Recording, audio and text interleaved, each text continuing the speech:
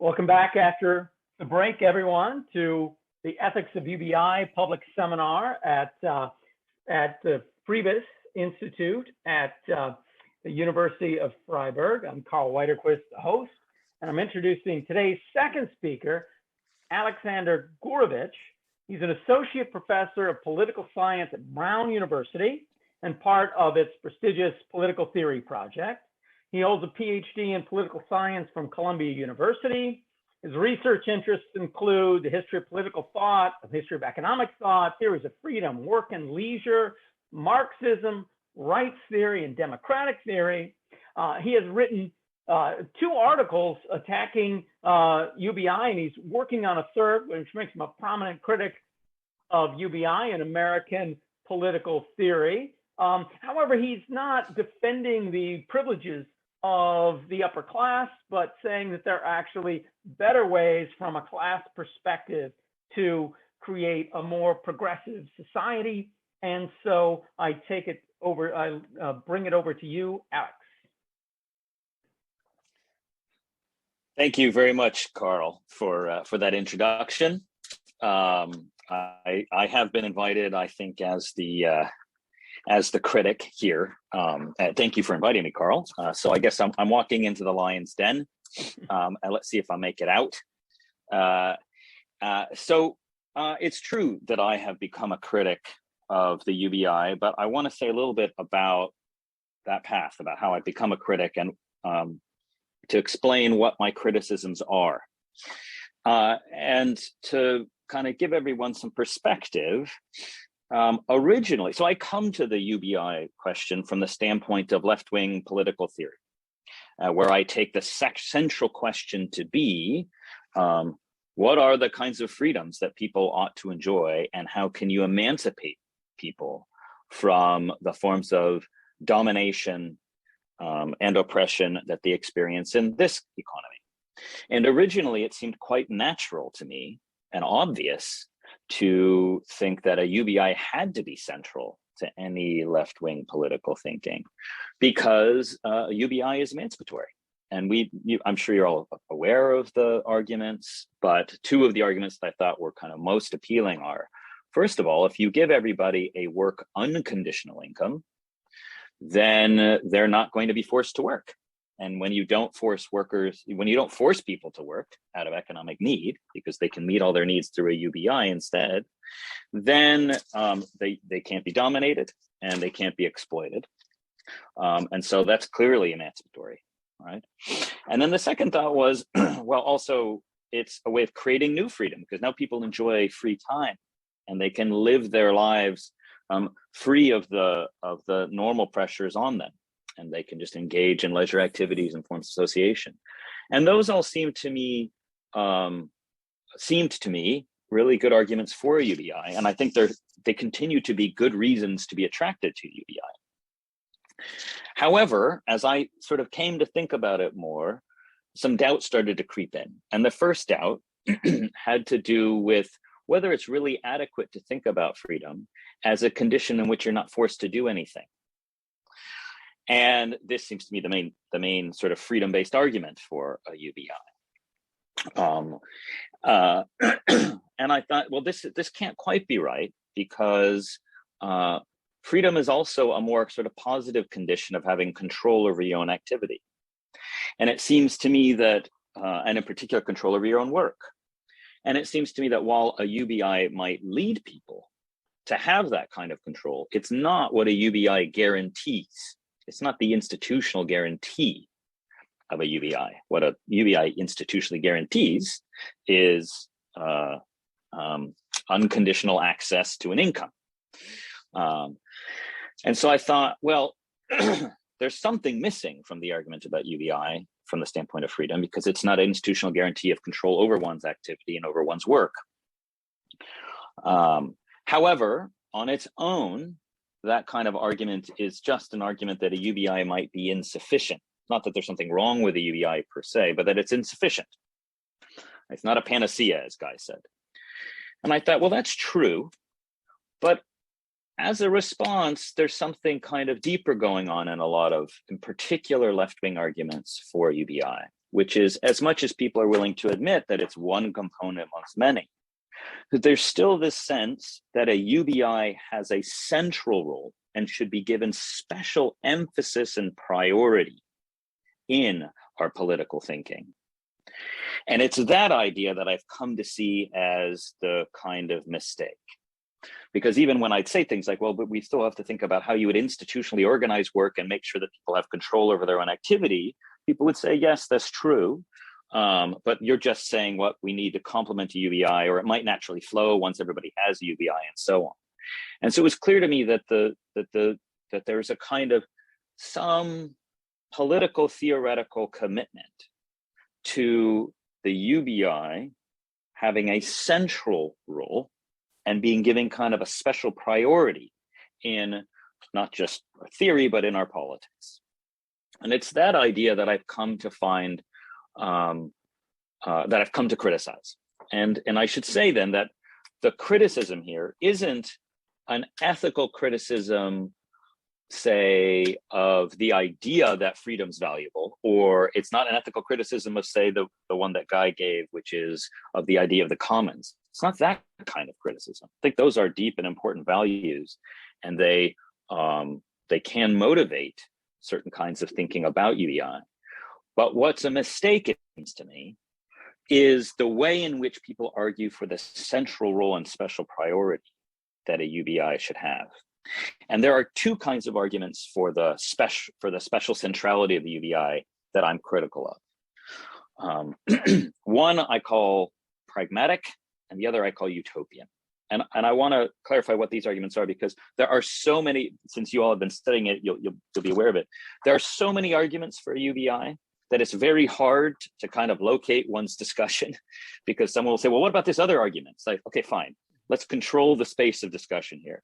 I want to control it by saying I am a critic of certain kinds of especially left-wing arguments for a UBI, which argue that a UBI should be given special emphasis and priority because it is emancipatory, right? That's the kind of argument that I'm critical of.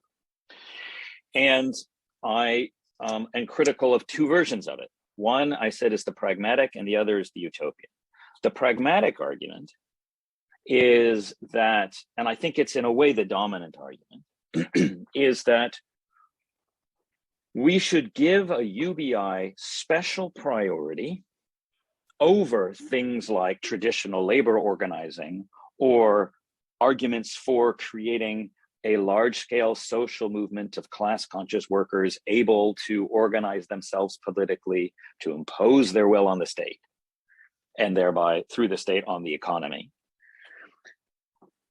The pragmatic argument is we should give priority to UBI over that, because a UBI is genuinely emancipatory, but much more realistic, much more feasible than those other conventional left-wing ways of thinking about socialism, right? So the pragmatic argument is actually we can get a lot of freedom here and now because a UBI is more feasible, and therefore it should be given priority because not only is it more feasible, but then it can be a means to that broader kind of socialist or emancipatory politics. That's the pragmatic argument.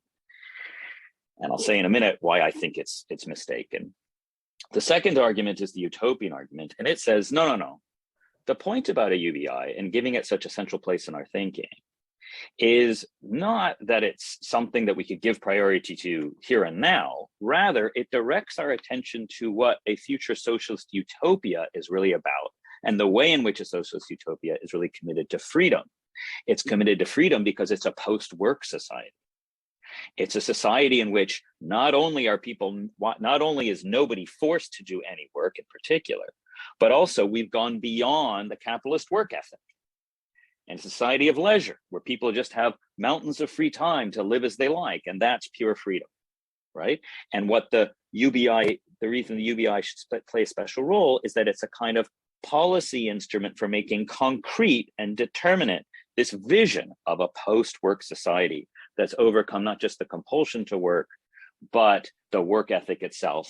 And therefore what people do is not immediately run around and try to do as much work as they ought to because they think there's some special value to work, or that they have a duty to work, or that work is some unique source of meaning and purpose in life. So those are the two arguments that you find quite commonly presented for making the UBI a central and give it a central. They're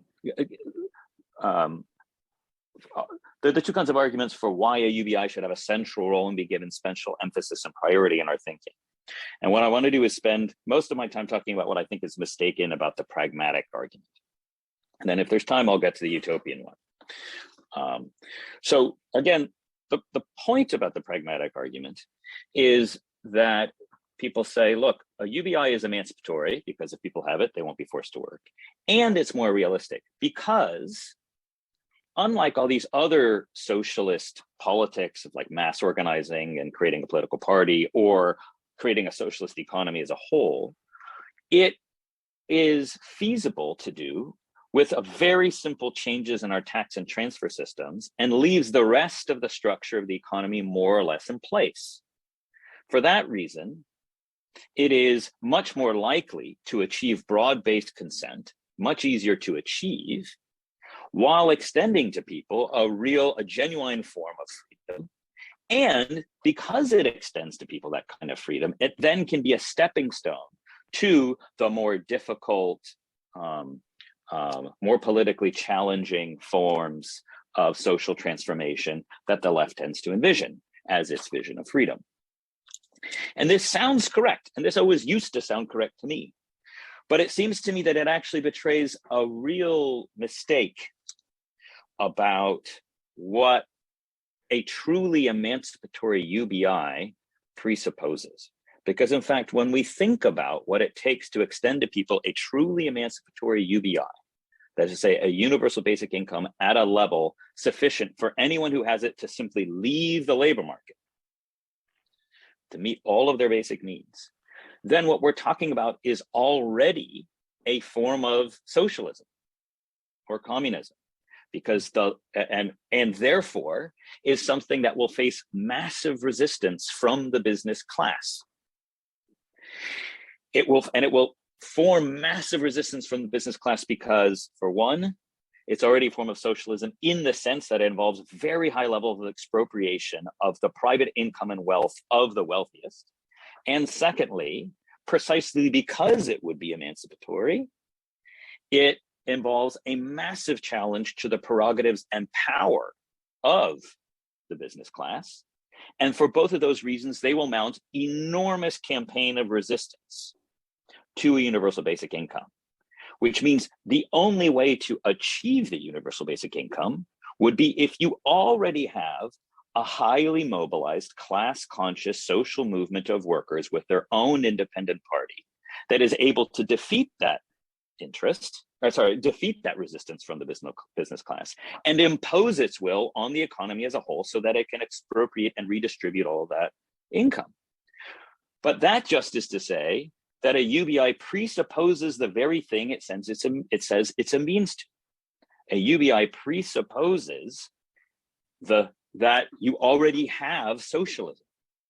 That you already have some form of democratic socialism, because it presupposes that you've got this collective control over the state and the economy such that you can carry out this mass expropriation and redistribution of wealth, and such that you can challenge the social prerogatives of the employers and the wealthy.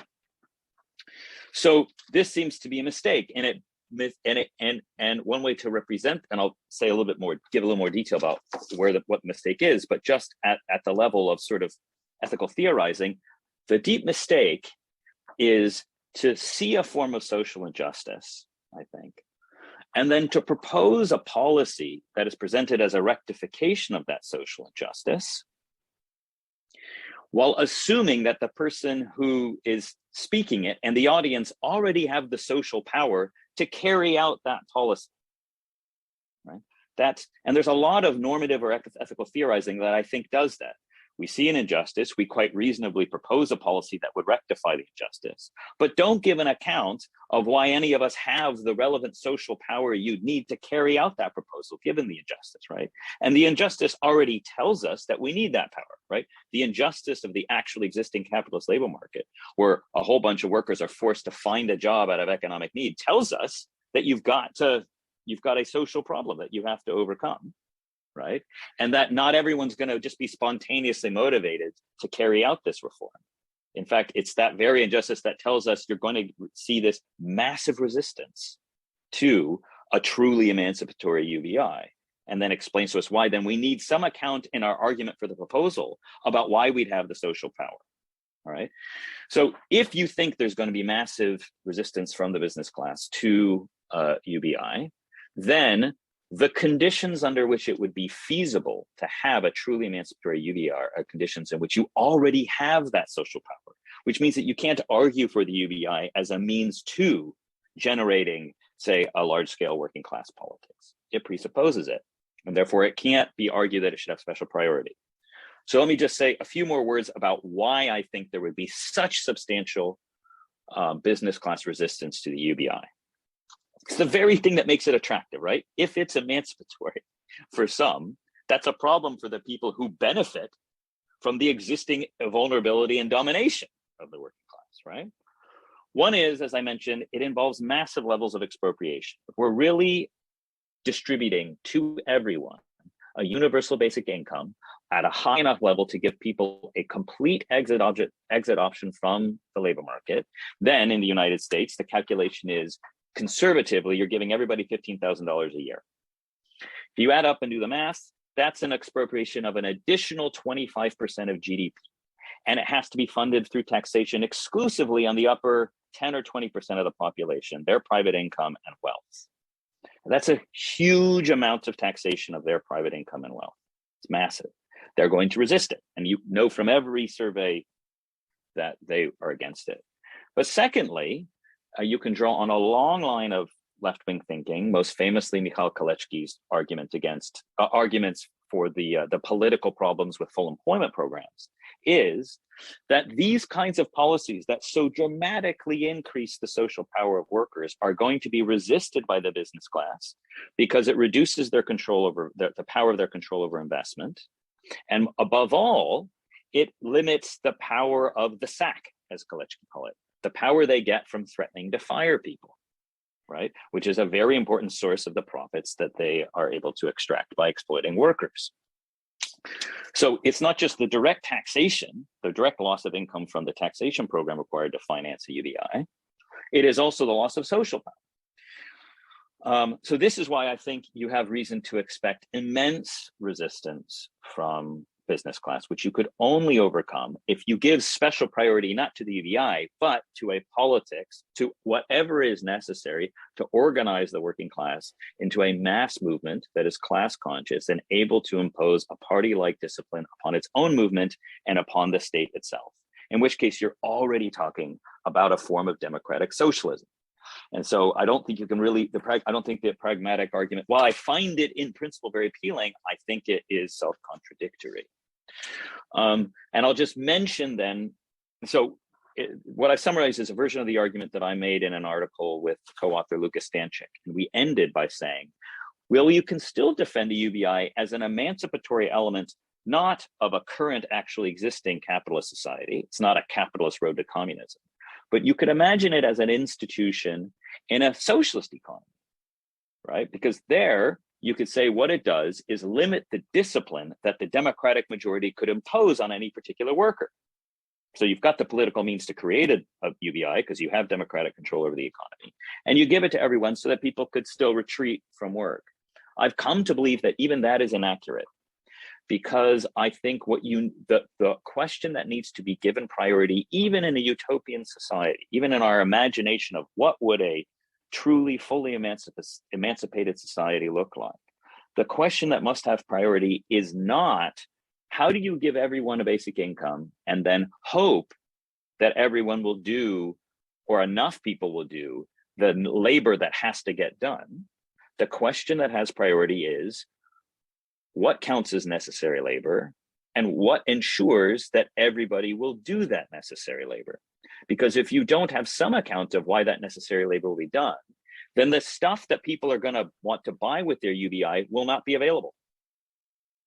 And therefore, the UBI, even in a socialist society, presupposes that a whole bunch of labor has been done without giving an account of why we would think that labor had been done, given the fact that we've emancipated everybody from any need to do any labor, even the cultural pressure to do labor.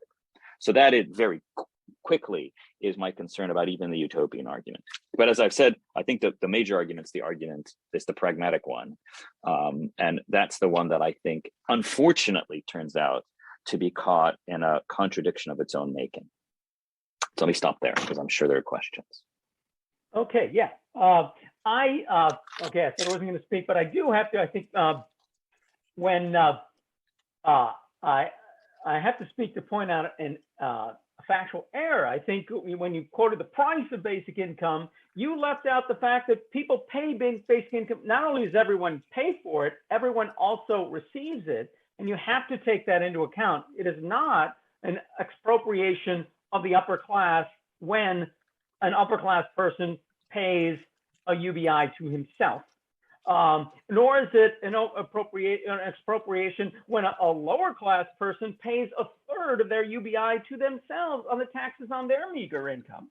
And when you take this into account, the cost of UBI is much smaller than you quote.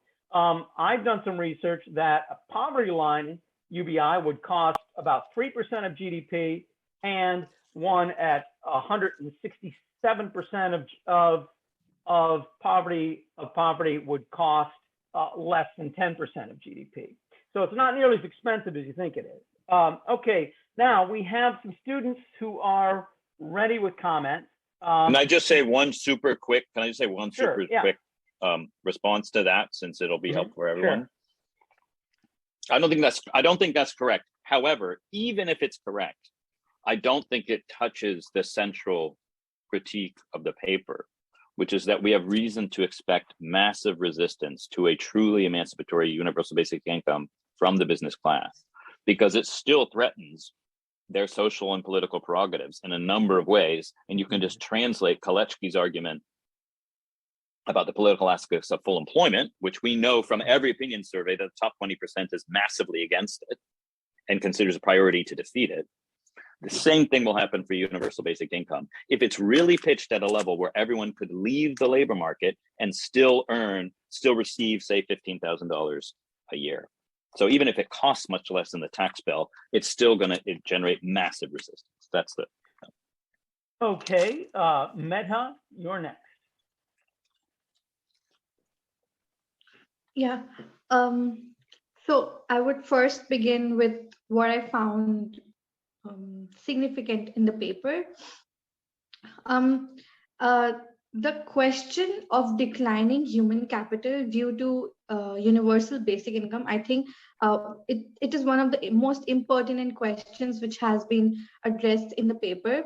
But the question then arises is, if the human capital declines due to universal basic income, there would also be a decline in certain kind of skills, and there would also be people who don't do certain kinds of jobs. So I think UBI still needs to dwell on that topic.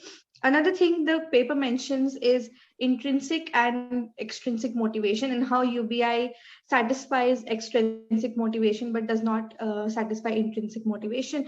And I think we addressed such a topic even in one of our classes in the seminar, where we said that your passion or your intrinsic motivation would eventually lead you to work and do what you love doing. But then again, the question arises, would someone love doing a job like collecting garbage? Would someone doing jobs like that, right? Another thing is that UBI also decreases the authoritarian system of office culture that we have right now, but then it would also lead the workers to not mobilize themselves, because what incentive would they have if they are already receiving an income? They have no reason to form unions, right?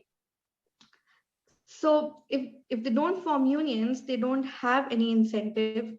That, and then another question which personally came to me is, you provide universal basic income to everyone, and but then someone who is doing a job which provides him only a small marginal benefit would actually not go and do the job, but someone who earns a lot significantly when he's doing his actual job, than from UBI would like to go and work.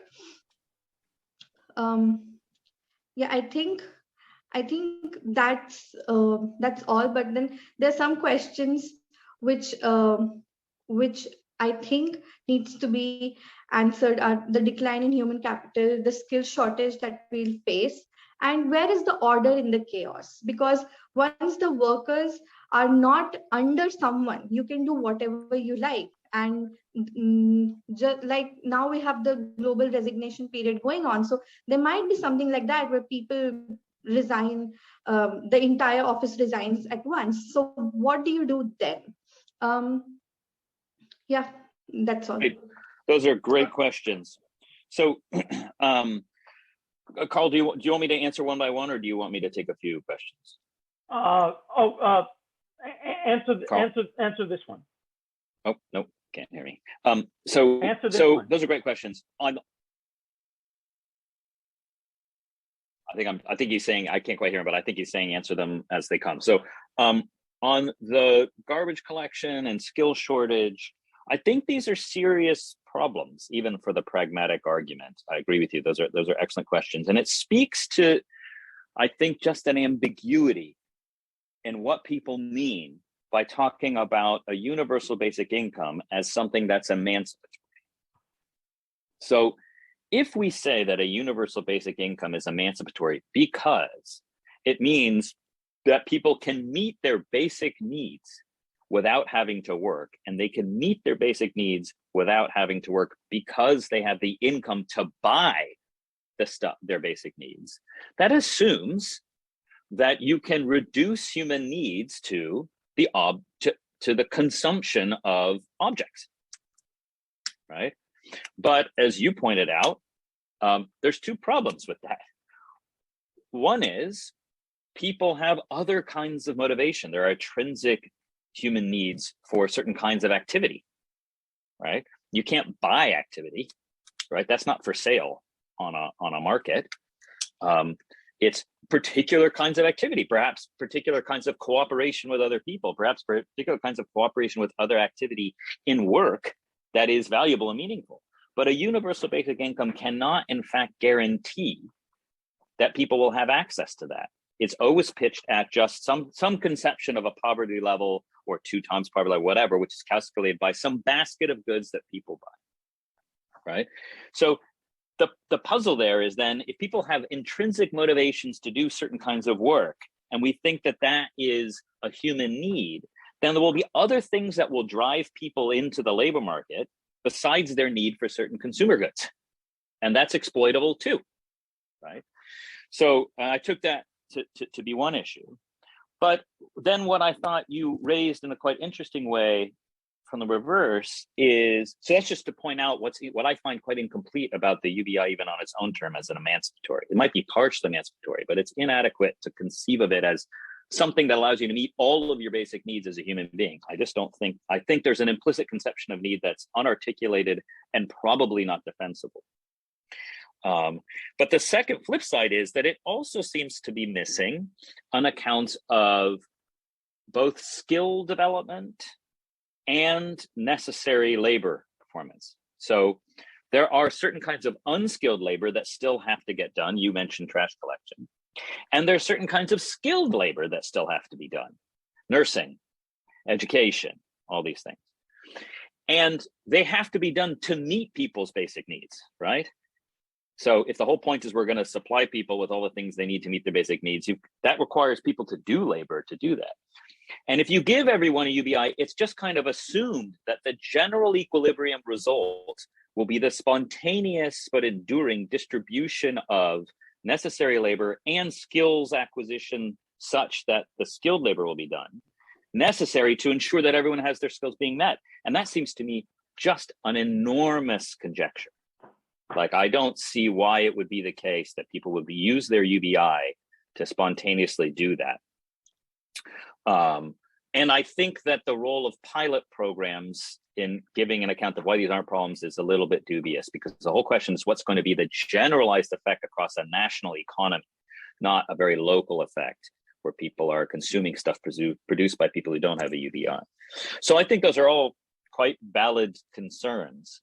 And it just tells me that, again, the puzzle is what is not that there's anything wrong with arguing for a UBI because it's emancipatory, but that it needs to have, what's prior is an account of why labor will be organized to ensure that basic needs will be met.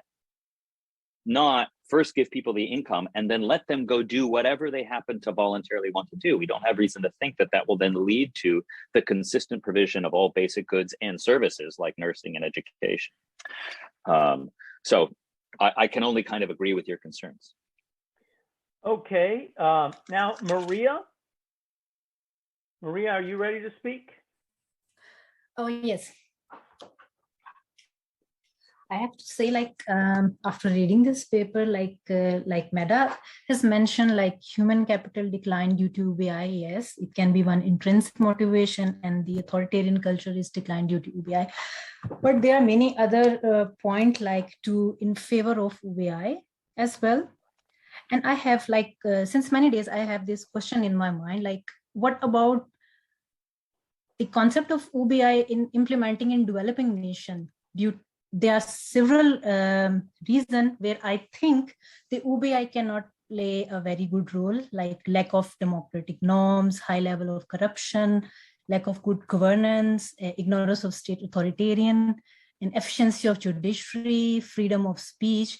How I think in general, in developed democracy, it's working, but under the developed democracy, like under developing country, I think it's not going to be for the full time program. Maybe it can for temporary, it can, but for full time, I think it need to make a lot of effort to make in a system, we have to make so much amendment, like Meda said, like if everyone quit and say we are not going to work, what will happen? But I think there's a still way. If everyone will say no to the work and go for the UBI, there is still way to make the employment better, attractive for the people.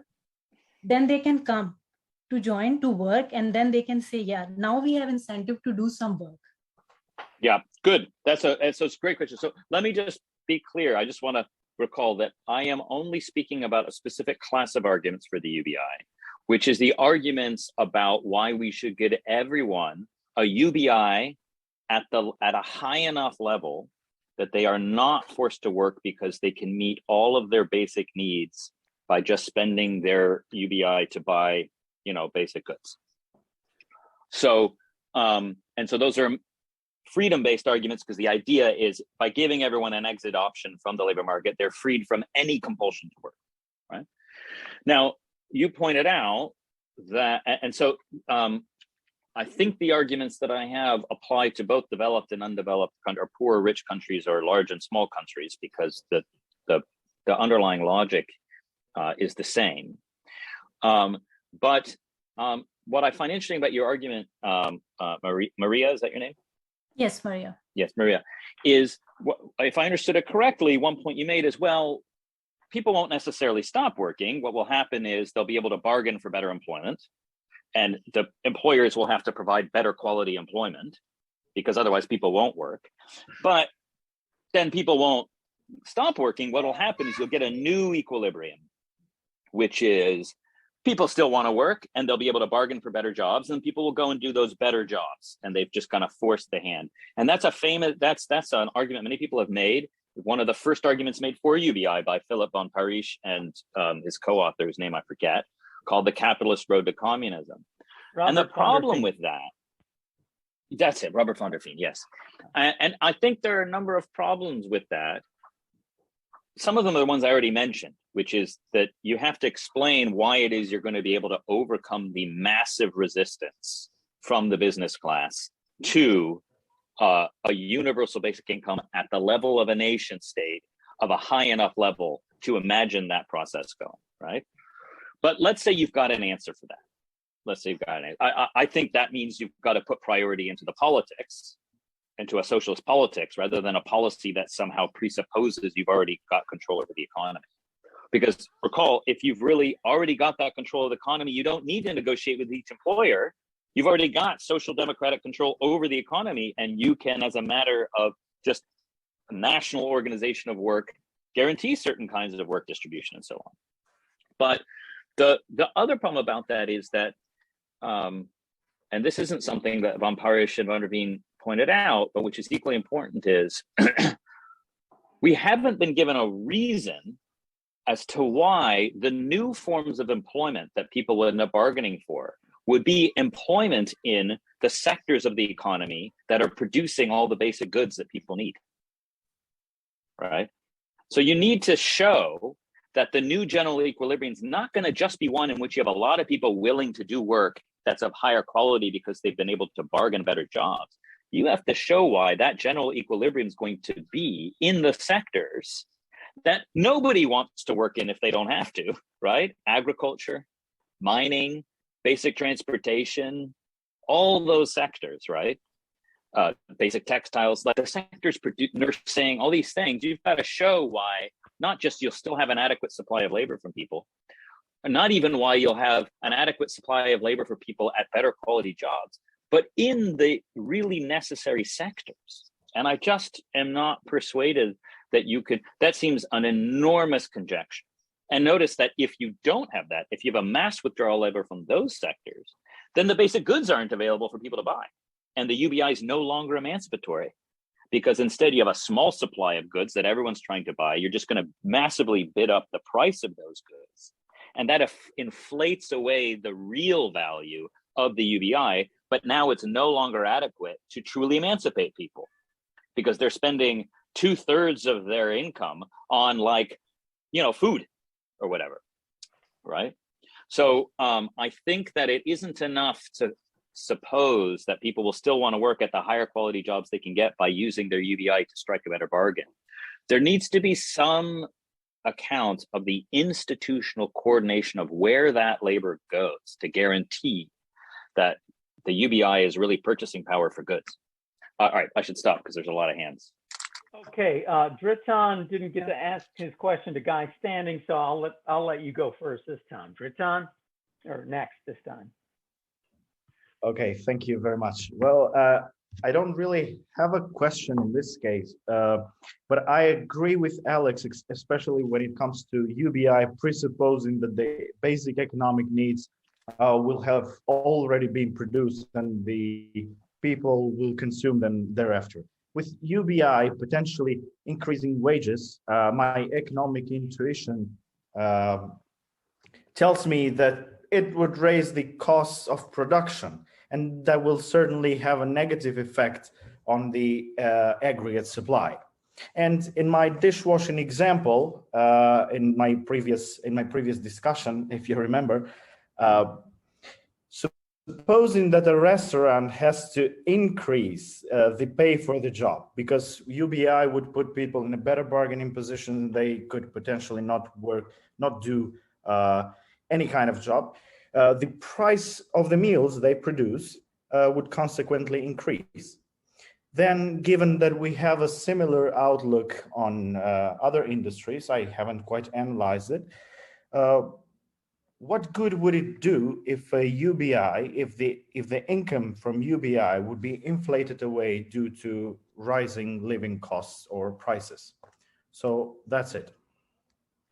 Very good. So I would just modify your point slightly, which is to say it's not generalized inflation we would be concerned about. We'd only be concerned about inflation in basic goods sectors, because the argument's supposed to be a UBI is emancipatory because it gives you the income to meet your basic needs, not everything, right? Not like an income to buy a yacht. It's an income to meet your basic needs without having to work. It only stops being a UBI, and not if there's generalized inflation, but if there's inflation in the price of basic goods. So the restaurant example is good if you think that the income should be high enough for everyone to be able to go out to eat every couple of weeks, right? Then you would be worried about that inflation. But if not, then you'd be worried about inflation only of like power, food, clothing, housing, education, healthcare, whatever the goods are. And this is an area Carl knows far better than I, but I find the UBI literature a little bit confusing on just what its account of needs is, such that I know what bundle of goods to be concerned about, and therefore where the prices are that I'd be worried about. So that's just a small amendment to what you said, Richard. But otherwise, I like the comments, and I agree with it as a potential problem. Unless you have some other accounts of why it is everyone's going to do some share of the work to produce those necessary goods, such that there's a large enough supply of them that there won't be inflation. Marvin, your hand went down. Do you still want to ask a question, or has it been answered? My main point has been answered, but I would just like to raise a point that we usually as economists tend to forget. And that is, if we really create that sort of environment, then maybe also attitudes towards work and like general our cultural sense, what work means and what a work environment is, could also change. Sorry, I somehow missed the question. Could you just restate it? I thought that was a lead up, so I must have missed a sentence. Say it again.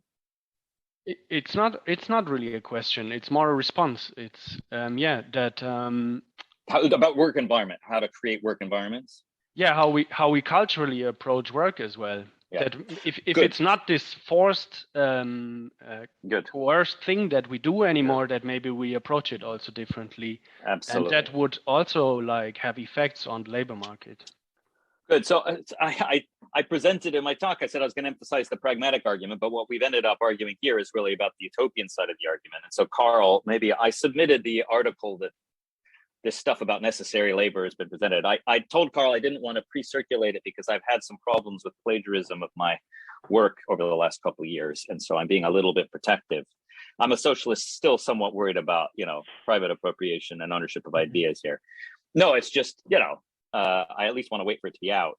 But maybe since people are interested in this part of the argument, I can find a way to circulate it to you all. But one thing that I try to argue in this unpublished piece, which is not just about necessary labor, but then it's right for us to want to have a society in which nobody's forced to work, in which everybody freely does some of the labor that is necessary, and in which work is not a mere compulsion, but actually something you might do for its own sake. Those are worthy and correct goals, I think. I think the argument connecting the UBI to those goals is mistaken. That's the point. So, last time Guy said that he thinks the fundamental arguments for UBI are not economic but ethical, and I kind of agree. But I think there's a mistake in how the ethical arguments for work and freedom and free time are connected to UBI are just mistaken. We've got the right ideals, but you need a prior account of how you're going to collectively organize work to ensure that enough labor gets done so that nobody has to do too much, in order to give an account not just of why everyone has free time, but about why they could even approach the necessary work that they have to do as something that they might want to still do, right? Not because some of it isn't onerous, but because it's organized in a way and there's a kind of collective control and ownership of the activity, such that it isn't just, this authoritarian bureaucratic culture that's one of that I think Meta mentioned before, and that I think you're pointing to, Marvin. Okay, Benedict, you're next.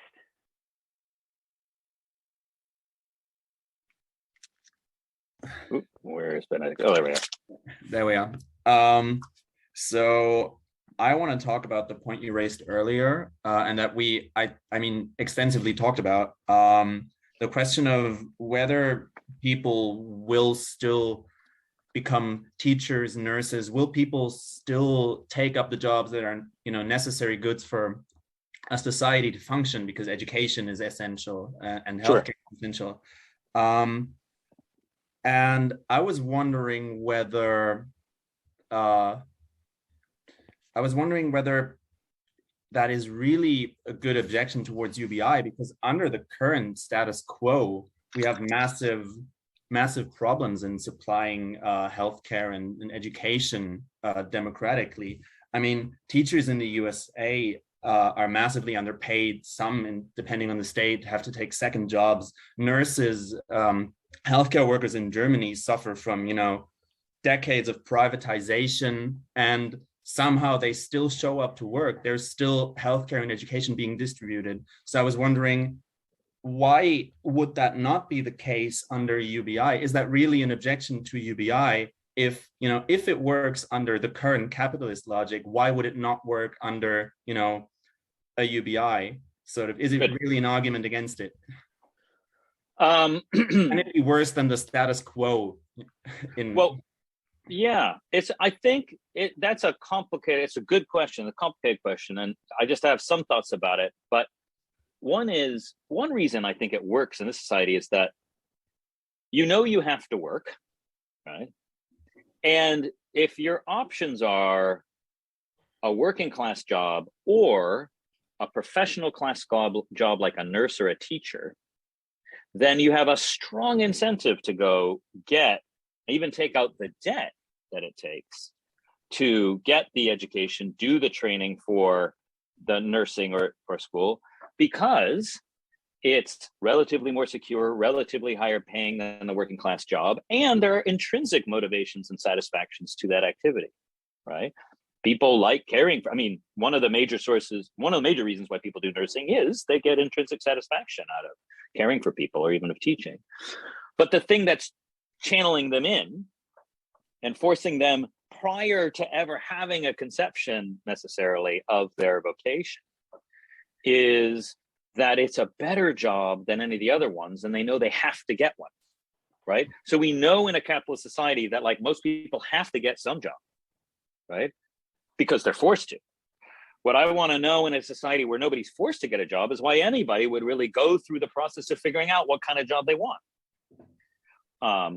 And even more, another thing to point out is that there is heavy socialization of those industries, right? So the state pays and coordinates the educational process, at least partially, for many of those areas. So it's not the pure UBI world because the pure one is give everybody the UBI and let them decide what they're going to do. In fact, there's already a developed system of social coordination, especially places that have universal health insurance, right? That isn't a UBI. That's a universal guarantee of healthcare that explains why there's going to be payouts to providers. It's also super screwed up in the US, right? Where people what we need is a lot more GPs, and we don't have enough GPs because to go to medical school, you have to take out debt, and then to repay it, you might as well go do a specialty where you're going to earn $300,000 a year, not 85 as a GP, right? So but my point is, this is why you would want collective social coordination of not just the genesis of skills, but towards which particular skilled occupation, so that you can really meet people's needs. And I don't think that the UBI gives us an explanation on its own of why that would happen, right? So that's the argument. Again, it's not like, therefore we should be against UBI. That's never been my point. My point is the argument, the role it should play in wider thinking about the social institutions of a free society. Fair enough. And how much you need institutional guarantees of the acquisition of skills, the distribution of labor so that it meets human needs and so on. And you don't get that from a UBI. Okay, You can't leave things just up to the voluntary choices of people with the UBI. That's the thought. Okay, Chance, you're next. Sure. Yeah, so I keep changing my mind about what question to ask here. I have like 6 or 7 lined up.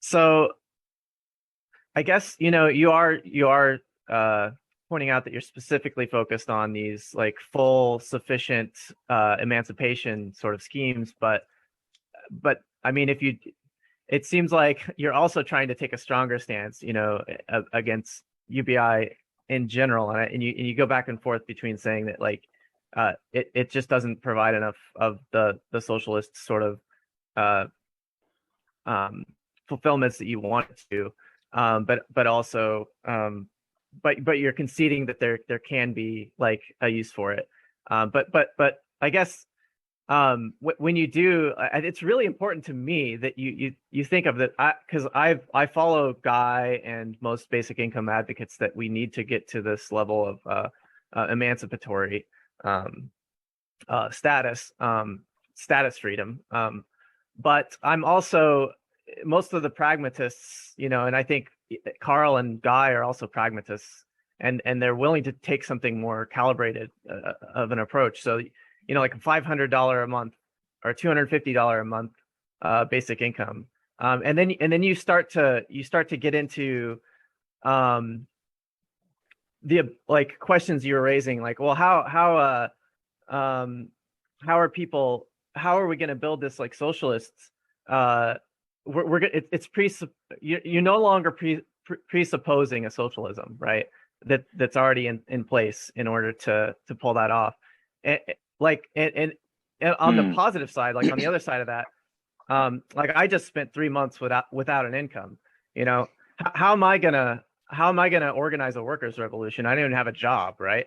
Like how am I gonna like go to my employer and start negotiating and stuff? I just don't even have an employer. So I think any reasonable, I mean, you might be able to just pull off a full status freedom basic income in some smaller country or something like that, but in the United States, and because of the business class problems you point out, it's going to have to be probably a gradual sort of transition. And in which case, I guess I'm just curious how you deal with that. Good. So that is an argument. We for purposes of length, we just couldn't get into the argument. Why not start small, and then try to ratchet up?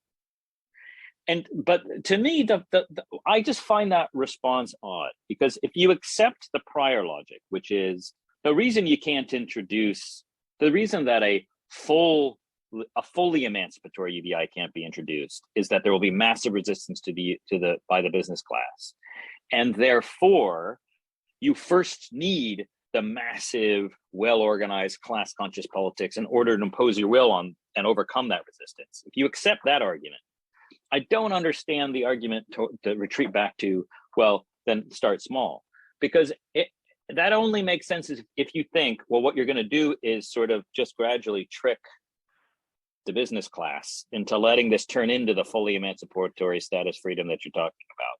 And they generally are much more aware of all of these ins and outs because they have time. They've got paid lobbyists, they've got direct access to politicians in the way, like, I don't know when was the last time you had any direct access to your politician, right? Like, they get to meet with them in their offices. They get to get them to come to their offices. You know what I mean? When was the last time, you could get your representative come talk to you, right? So I don't really understand the gradual, because it makes it sound like, well, we can just trick them into not seeing the full implications of this policy. So, I mean, I understand why it would be a thought one would have. I'm not saying that, but it doesn't strike me as an adequate response if you accept the background logic about the class politics of the UBI. It seems to me there's just no royal road. Now, to be clear, I appreciate that it's really hard to also do like socialist politics. Our argument is not, oh, well, that's easy. It's UBI that's hard. Our argument is everything's really hard if it's going to in any way challenge the resistance of the business class. That's just going to be hard. But the UBI is self-contradictory because it presupposes the very thing it says it's a means to.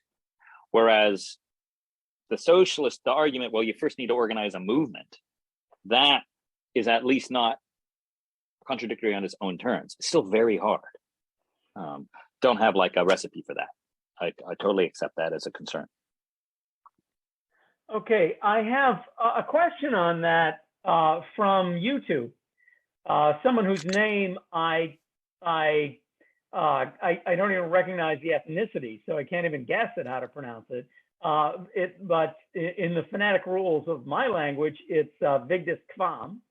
So Vigdis Kvam says, well, will there be any hope at all of changing the current economic structure? Will not the business class oppose any change that involves them losing money and power? So it seems like that's where his comments end. It sounds like your comments are entirely based on, defeatism of positive change, because they're just going to oppose positive change. So just, well, we're never going to win anything. We might as well either give up or hit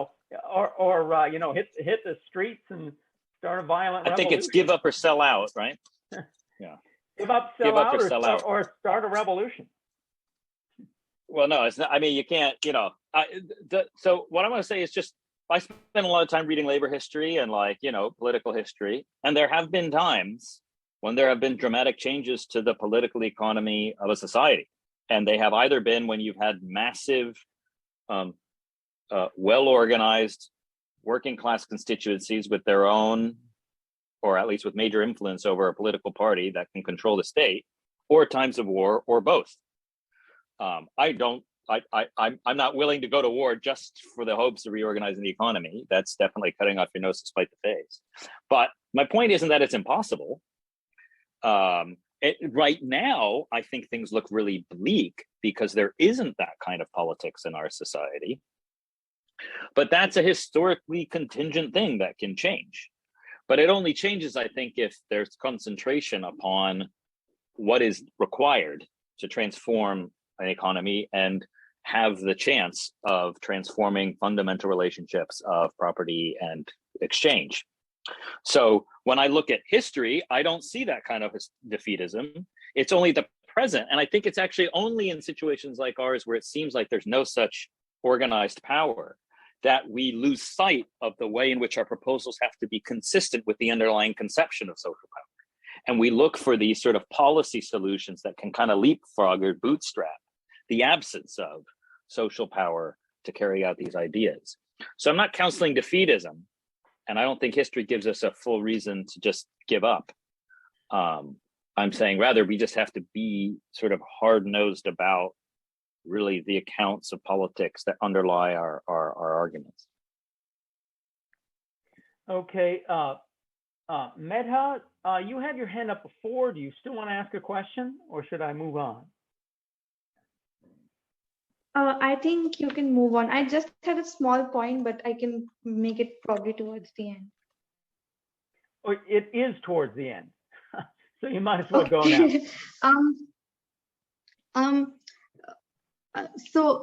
Here is an idea which came to me. So in India, we had implemented gas subsidies for everyone. So it was a universal gas subsidy which was given to everyone. And the government, which is in power right now, asked people, if you can give up your subsidy, then probably you should give up your subsidy. If you want, it's voluntary, and then you could give up your subsidy and someone else could get the benefit.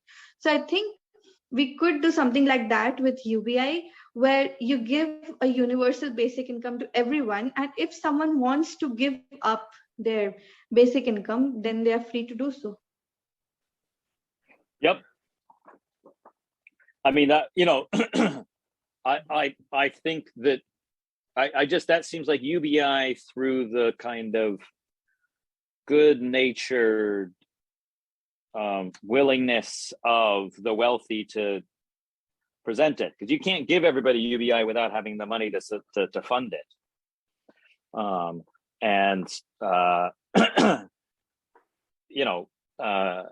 That money has to come from somewhere. It's still going to have to come from taxation. So you're not really talking about everyone like giving up their share of the taxation or whatever, or of agreeing to be taxed without receiving the benefit, right? It's going to be an unequal process of taxation, right? And it has to be consistent with everybody not working, right? So if 80% of people don't work, then it's all got to come from the top 20% or something like that. So I like the idea, but I just don't think it resolves the political problem. That's the issue, unfortunately. Okay. I would love to address some of these points, but it's much better to have a more roundtable discussion than me me dominating all the replies. I have so many things I'd like to say. Now I begin my 3-hour dissertation on my responses. But it's great to have you, Alex. Thanks for coming. We are out of time, so I'll bid you goodbye. Thanks a lot for coming, and hope to talk to you again soon.